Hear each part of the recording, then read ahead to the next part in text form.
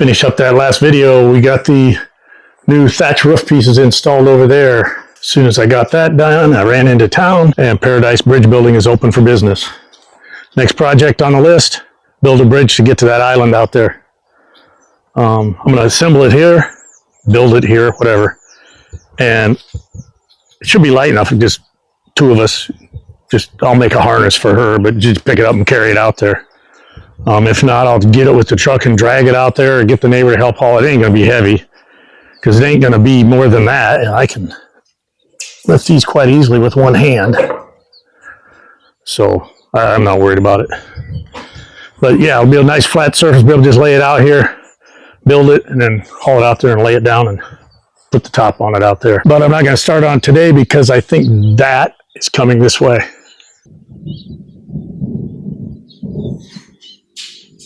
And that is music to my ears. I have to rebuild this. This was at Mom's. It was a clothes rack.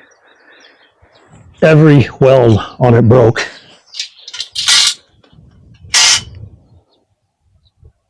That bracket's laying over here. I don't know where the rest of the bolts are, but I'll beef up these welds too.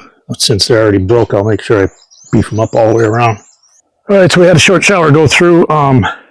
Everything's kind of dried out now, so I went ahead and drug these out because I got bored. I'm not going to show you this whole thing. I'll just kind of show you the steps as I go through it. But I've already laid them out here, found a piece of something to butt them up against, and then mark the ends of it to make sure they're the same length, exactly the same length. As you can see, they were not the same length when I got them, but now they are. And in doing so, I cut enough off that I have enough left here to cap the ends of these. I'm not going to need that whole piece, so, and I'm going to tell you why here in a minute. But now that I got them the same length, I butt them back up against her, lay my tape out here, and I do this just like I do wall joists. I'll put the two pieces together, and here I'm going to put 1 meter spans between the floor joists, I guess is what you would call it here. But so just put my square on the mark, line it, line it, line it, line it. Now I know when I put the floor joists in, if I just center them on that line, they're going to be exactly straight across. And then I'll be able to use some of these as reference points to make sure it's square later, and I'll show you that. So my plan at this time is to kind of split this at an angle up this way, take this piece out, bend these down, so I kind of ramp up each end of it. That way if we got a wheeled cart or something that we want to get across the bridge, it won't be so hard to get up on there. I'm not gonna take it all the way down. I'm gonna probably leave, I don't know, I haven't decided yet how much I'm gonna leave up, and I haven't decided how far back. Obviously the further back I go, the less slope there is, but I'm also gonna lose strength in it, so I don't want to go too far. I'm thinking right now, probably about 40 centimeters, about here, and then down probably 2/3 of the way down. Should be good enough to get any kind of wheeled cart or motorbike or whatever. Not that you'd want a motorbike out there, but a lawnmower or something out there. I am going to make this 1 meter wide too. I was going to make it a little narrower, but it's like, you might get something out there later. And I got to think, well, maybe if I buy a riding lawnmower later when I can't push anymore, I might want to get it out there. So anyhow, I took it from my anticipated 80 up to 100 now. So that's the plan. So now my 5 meter tape is run out. I got one more mark to put down there, then I'm going to figure out these sides, and I'm not sure if I'm going to taper both ends or maybe recess one end down in the dirt. I don't really want to put this in the dirt because I think it will probably rot out quicker, rust, right? It is galvanized, but it's better off if it's not in direct contact continuously. But I've got a couple ideas that I'm going to work with, but let me get this going again. Okay, before I start on the bevels, I decided I'm going to go ahead and cut my joists or hangers, whatever you want to call them there. So what I did is I'm going to make these 90. These are 5 each, so that's going to give me, I shouldn't be screwing around, it's starting to sprinkle. That will give me 100 wide.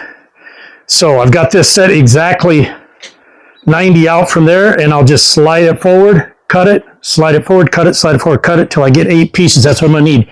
Also note that I laid this against here and against the blade, made sure it was square. It's going to start raining. I'm going to get these cut. Fast forward about 6 minutes. I got them all cut.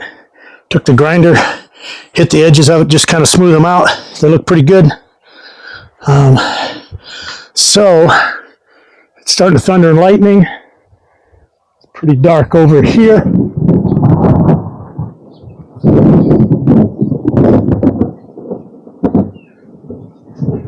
going to get the electricity put away, get this stuff out of the way. It's starting to sprinkle, so I'm done for today.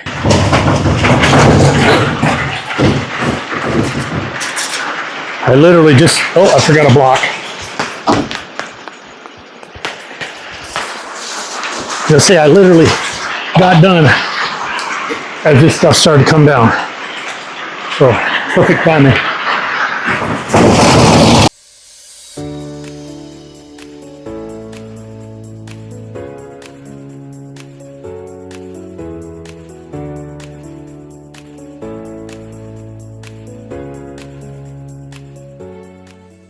I wasn't exaggerating when I said good timing. It's only been about less than 10 minutes. Look at all the water out here already. Some pit was clear out there by the new pond, and she kind of got wet, but it's let up a little bit now, so maybe the heavy part's done.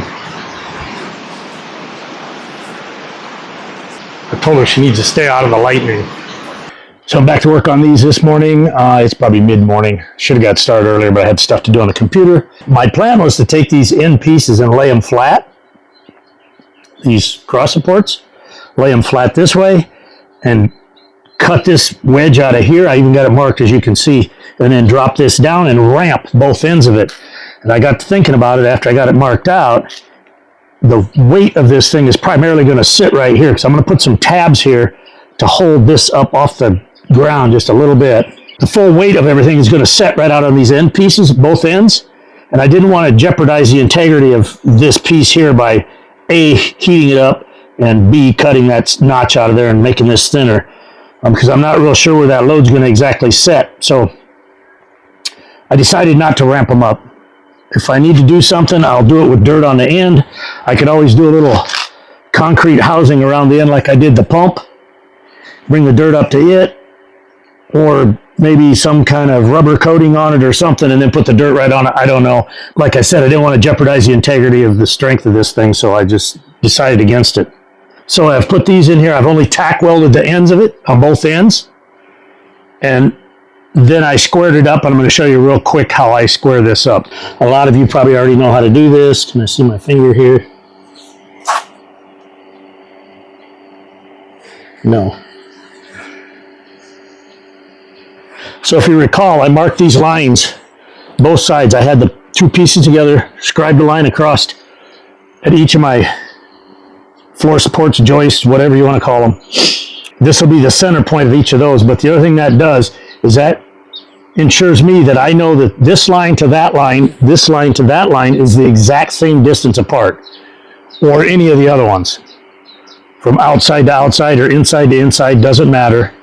But to make sure this is square, and I ain't gonna do it exactly, but measure from the same 2 points, going with cross measurement basically. Doesn't matter if you go inside to inside, inside to outside, outside to inside, whatever. It's only using the same 2 points. Then all I gotta do is make damn sure I got the tape measure and I'm measuring the exact same place the other direction, outside to outside, and make sure I have the exact same measurement. If, for example, this side is long,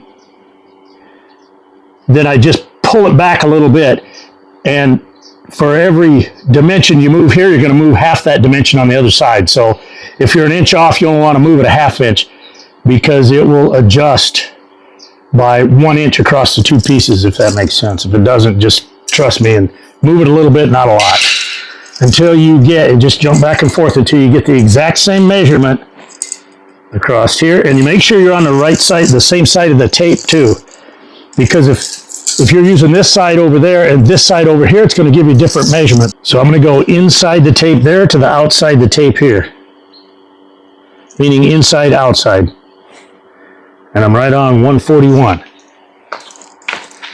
here. I'm going to go inside the tape to outside.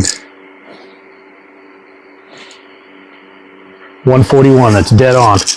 And again, if it was off, all I'd have to do is shift one of these half the distance of the variance, and it should pull it right in. But if not, you just wiggle it back and forth till you get it, and it'll be perfectly square.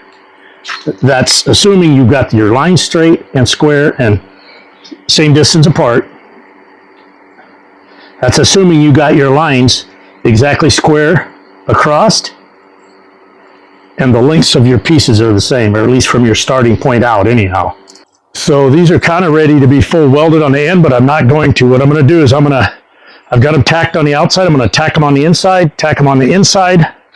I will get a piece in the middle, check the square one more time, tack the one in the middle, check the square one more time, and then I will full weld both ends and the middle all at once. That's the plan. Plans change, so we'll see how it goes. These pieces are not as wide as the main beams, and that's by design, just to save cost.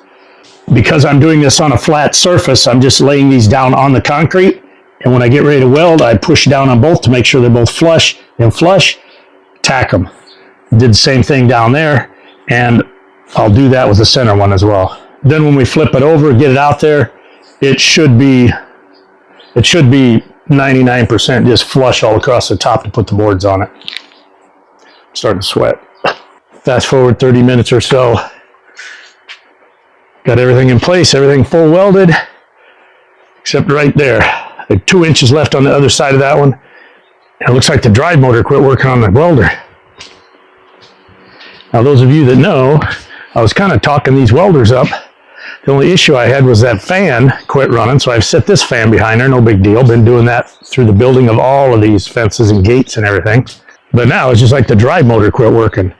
I can hear the unit running, so it's powered up. But when you pull the button, you hear a click and nothing, the motor isn't even trying to move. I even opened up the drive wheel there, for those of you that know, opened up the wire feed, drive wheel won't spin, nothing. So now I've got it powered off. I'm just going to let it rest and cool off for a while because it ran. I mean, I got everything in place and kind of tacked it and then just went through and full welded everything. So I had like 2 inches left here to be done with this side, and it quit. So we're going to let it rest for a while. That's all we can do. Try it again. If it don't work, probably just go buy a new welder because that fan don't work on that one anyhow. That sucks, man. I like this welder too, but I don't know if I'll buy another one now. And for those of you that were questioning whether this was a MIG or not, I mean, I'm not the only one that considers it that, because Z-MIG, Zinsano MIG 140. And I know it's not a MIG welder.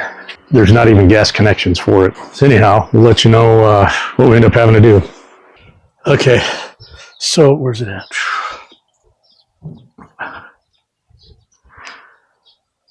So after about 10 minutes, I tried to weld her again. Hit it a few times, all of a sudden something popped and it took off running. I think the gears for the drive might have jammed up, but I think the real problem was right here. Those of you that know welders know what this is and understand what the problem was. So I changed that out, didn't have any problems after that. But anyhow, I got everything full welded, ground the welds on the top where the deck plate's going to be, just so there aren't any high spots underneath the decking. I did drill drain holes in all the pieces. I think I put 3 in each side piece and 1 in each cross piece. All I have left now is to cap the 4 ends and put a couple mounting tabs off the sides here. My plan is to take one of those concrete planks back there, cut it in half, lay 1/2 on each side of the canal, lay these on those, and then put little anchor bolts, the ones I used in the fence here, these small ones. Put one on each side, on each end. That will ensure that if wind gets under it, it doesn't pick it up and take it away. And it'll help stabilize it and keep it from shifting and moving around. But I got overheated and started sweating real bad and said, okay, that's enough. I've got a solar powered battery pack, basically is what it is. It's all charged up. I'll take that and the grinder with the cutoff wheel, the concrete cutoff wheel, out there and try to use that to just cut it in half right out there. And then I can just pick up 1/2 at a time, get it in the truck. And then the plan is to put the one on this side on the road, get the bridge laid on it, use the bridge to slide the other one across the other side, because I don't know how else I'm going to get the concrete piece out there, but that'll be the real test for the weight on the bridge, is that concrete thing and me both pushing across there. As you can see, we're at Mount Paradise. I don't know who put this dirt here, but they made a mess out of this road, man. Just a soupy mess. Anyhow, I have this battery pack, never used it. I'm going to try running this grinder with a masonry blade in it to cut this thing in half. That saves me from trying to get power from over there clear to here. I've already got it marked here. So let me set this camera up real quick and we'll see what we can come up with. This is a 1200 watt battery pack. I think this pulls around 400 watts, so hopefully it'll run for long enough to cut this in half. I'm expecting to have to turn it over because of the blade depth here, and I'm expecting to hit metal. I'm not sure how well this is going to cut the metal. I did bring the metal cutoff blade just in case, but let's try it.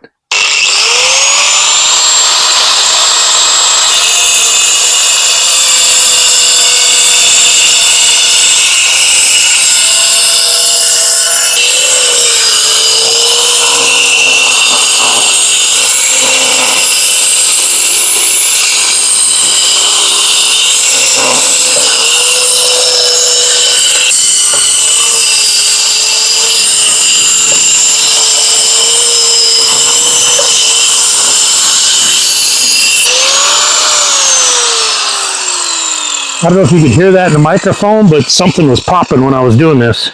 I'm guessing it's cracking, I don't know. But I'm going to try to cut this down the edge and then flip it over and cut the other side.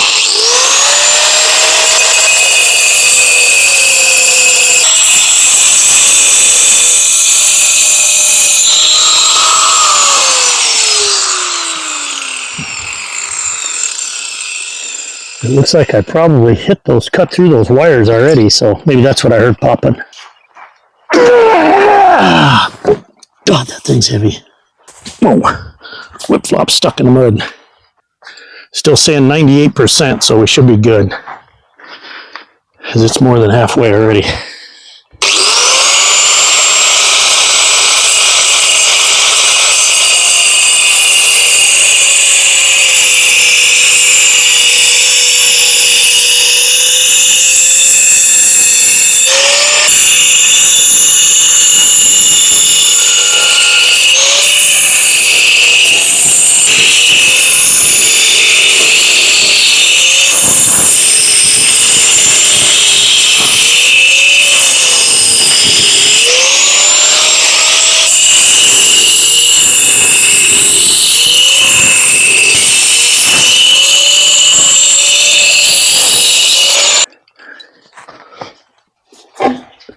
Yeah, either way it's cut. I don't know if you saw that.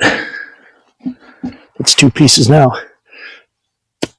I'll get this shit back in the truck, pull ahead, get back up here and try to get one half of that in the pickup right now.